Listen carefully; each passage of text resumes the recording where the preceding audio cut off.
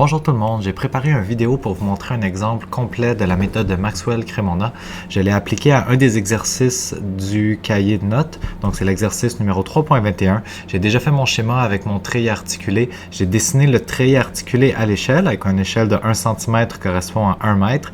J'ai pas d'échelle pour les newtons. Ici, mes forces sont pas du tout à l'échelle. J'ai juste tracé des lignes pour savoir dans quelle direction allaient être mes forces. Mon échelle est vraiment juste pour les distances, pour le treillis articulé. Donc c'est parti. Pour commencer, je vais devoir utiliser la notation de Bow, pour donner un nom à toutes mes forces, à tous mes joints. La notation est déjà suggérée dans le cahier, donc on commence avec ici A, la région B, la région C, la région D. A, B, C, D. Ici j'ai ma force qui continue tout ça, ça va être ma région E. Et finalement j'ai ma région F ici et ma région G à l'intérieur. Il va falloir que je commence par me choisir un nœud qui a seulement deux forces inconnues. Donc je peux déjà donner des noms à mes forces. La force ici, ça va être la force AB. La force verticale ici, la force AF. La force horizontale ici, c'est EF. La force horizontale ici, DE, avec deux lettres majuscules. Celle-là, ça va être la force CD. Puis ici, on a la force BC. Maintenant, j'ai 1, 2, 3, 4 treillis, 4 membrures inconnues. Je peux m'écrire tout de suite juste pour que j'aie une idée de qu'est-ce que je cherche. Donc, je cherche la membrure CE, qui va être égale à un certain nombre de newtons en tension ou en compression. Je cherche la membrure BG. Je cherche la membrure GE. Et je cherche la membrure AG. Donc, c'est ce que j'essaie de trouver. Je vais commencer mon problème en utilisant un nœud sur lequel il y a seulement deux forces inconnues. Tiens, je vais décider de commencer par celui-là, en bas à gauche. Donc, j'appelle ça un nœud, on peut appeler ça un joint. Je commence avec le joint qui s'appelle A, B, G, A. Donc, A, B, G, A, j'ai fait le tour, ça l'a nommé le joint.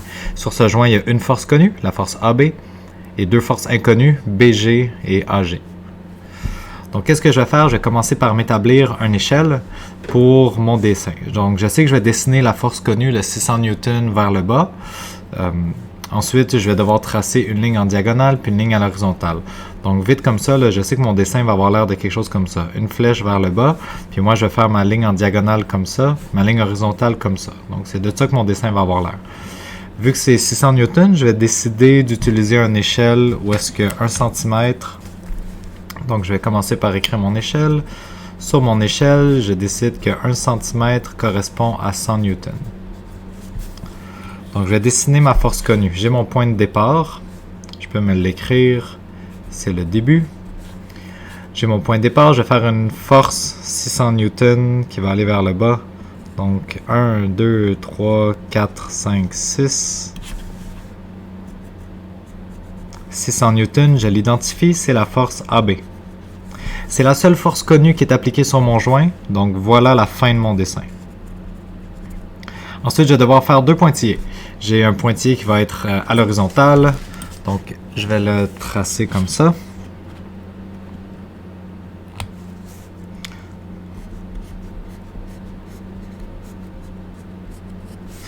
Et j'ai un pointillé qui va être en diagonale. Ma diagonale ici, sur mon schéma, je vois qu'elle a ici 2 carrés, dans le fond 2 mètres de largeur, puis c'est un triangle qui a 3 mètres de hauteur, 2 par 3. Ça veut dire que ma diagonale ici va devoir aussi avoir le ratio 2 par 3. C'est-à-dire que je peux me faire 2 carrés ici, 3 carrés comme ça, puis je sais que mon pointillé va devoir passer comme ça.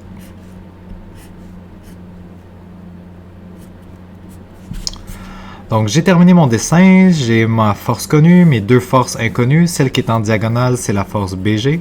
Celle qui est à l'horizontale, c'est la force AB. Toutes mes forces sont identifiées. Il me reste maintenant à terminer mon dessin en dessinant mes flèches. Comme ça. Fait qu'une flèche en haut à gauche, ça va être la flèche BG. Et une flèche horizontale pointe vers la gauche. Donc maintenant, mon dessin est complété, ma force connue, je continue mon triangle, je reviens jusqu'au début Donc j'ai tracé les directions de mes flèches, puis j'ai tracé les orientations. Ben, je peux mesurer ces flèches-là. J'utilise mon échelle, 1 cm correspond à 100 newtons. Donc ma BG, je vais la mesurer. Je mesure que ça a l'air de me donner ici 7.3 cm. Donc ça correspond à, quand j'utilise mon échelle, ça correspond à 730 newtons pour ma force BG.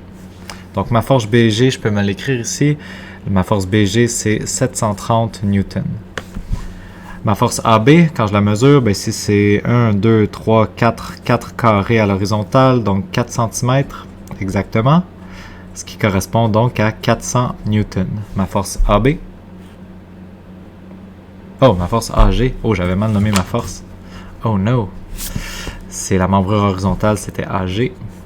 Donc AG correspond à 400 newtons. Voilà. Maintenant, ces deux forces-là, à cause de leur direction, je vais devoir décider si elles sont en tension ou en compression. Je commence avec ma force en diagonale. Ma force en diagonale, ici, la force BG, je l'ai appliquée sur le joint ABGA. Le joint ABGA est ici. Ça veut dire que ma force BG sur ce joint-là, c'est une force qui est en haut à droite. Donc, c'est une force qui tire sur le joint. Puisque c'est une force qui tire sur le joint, ça veut dire qu'elle va aussi tirer de l'autre côté. Puis une force qui tire sur les deux joints, c'est une membrure qui est en tension. Donc la BG, je vais écrire qu'elle est en tension. AG est une force vers la gauche quand je la mesure sur le joint ABGA. Donc ici, j'ai une force vers la gauche. Ça veut dire que de l'autre côté, ça va être une force vers la droite. C'est une membrure qui pousse vers les deux extrémités. Donc c'est une membrure qui est en compression. Déjà la moitié du travail de fait. Celle-là et celle-là sont faites. Je peux utiliser le joint ici, je peux utiliser le joint ici, je peux utiliser le joint ici. Je vais choisir d'utiliser ce joint-là parce que ce joint-là fait intervenir mes deux forces inconnues, donc je peux régler mon problème d'un seul coup. Sinon, il faudrait que je fasse le travail sur encore deux joints pour terminer le problème. Donc, je vais nommer mon joint. Je continue avec le joint qui s'appelle BCEGB. BCEGB. Sur mon joint, j'ai deux forces connues. J'ai mon 200 newtons vers la droite, puis j'ai ma force qui va en bas à gauche ici, ma force connue, BG, qui est de 730 newtons. Je vais commencer par dessiner mes deux forces connues. Donc, de quoi mon dessin va avoir l'air? Ça va être une flèche vers la droite de 200, puis une flèche en bas à gauche, comme ça, de 730. Ensuite, mes pointillés inconnus, qui vont partir du début puis de la fin. Je vais avoir un pointillé inconnu qui est en diagonale comme ça, puis un pointillé inconnu qui est en diagonale vers le haut. Donc, j'aime ça me donner une idée de quoi mon dessin va avoir l'air pour pouvoir me réserver assez d'espace pour le faire puis pas me ramasser mal pris. Fait que je vais commencer mon dessin, disons ici, en sachant que ça va aller vers la droite, en diagonale, ensuite en diagonale, puis en diagonale comme ça. Je devrais avoir suffisamment d'espace ici. Je pense qu'en utilisant la même échelle, l'échelle qui est de 1 cm correspond à 100 newtons.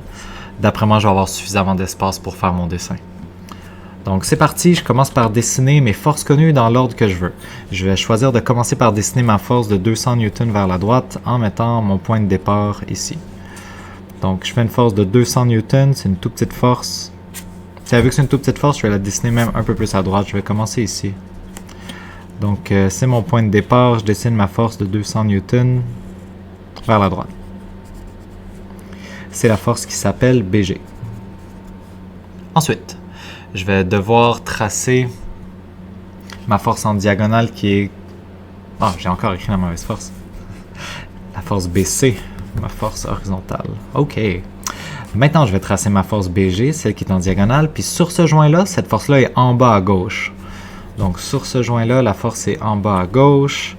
Je sais qu'elle est dans un angle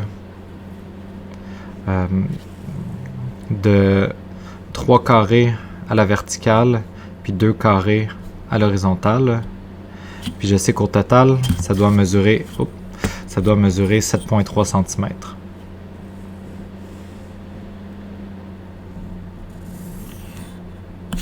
La voilà. c'est la force BG qui était connue. Maintenant, deux forces inconnues, GE, CE.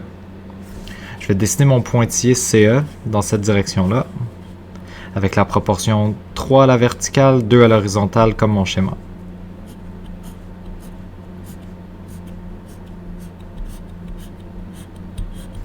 Voilà. Et finalement, l'autre force qui manque, c'est CE, qui va être ici. Je vais la faire à partir de la fin. Elle aussi, sa proportion de ce triangle-là, c'est 2 à l'horizontale, 3 à la verticale. Donc, je pars d'ici, je compte 2 à l'horizontale, 1, 2, 3, 3 à la verticale. C'est jusqu'ici. Voilà. Que je vais faire mon pointillé. Maintenant, je suis prêt à venir fermer mon dessin. Donc, je vais partir de la fin. Fait que ça, c'est mon début.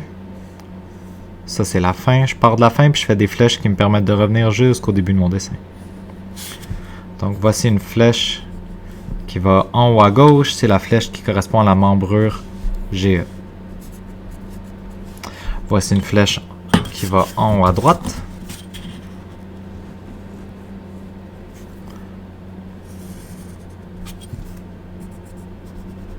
C'est la flèche qui correspond à la membrure CE. Il me reste juste à mesurer mes forces, puis à déterminer si c'est tension ou compression. C'est parti. La toute petite force GE. Je la mesure et j'obtiens 2,8 cm, ce qui correspond à 280 newtons. GE vaut 280 newtons. CE, je mesure encore une fois.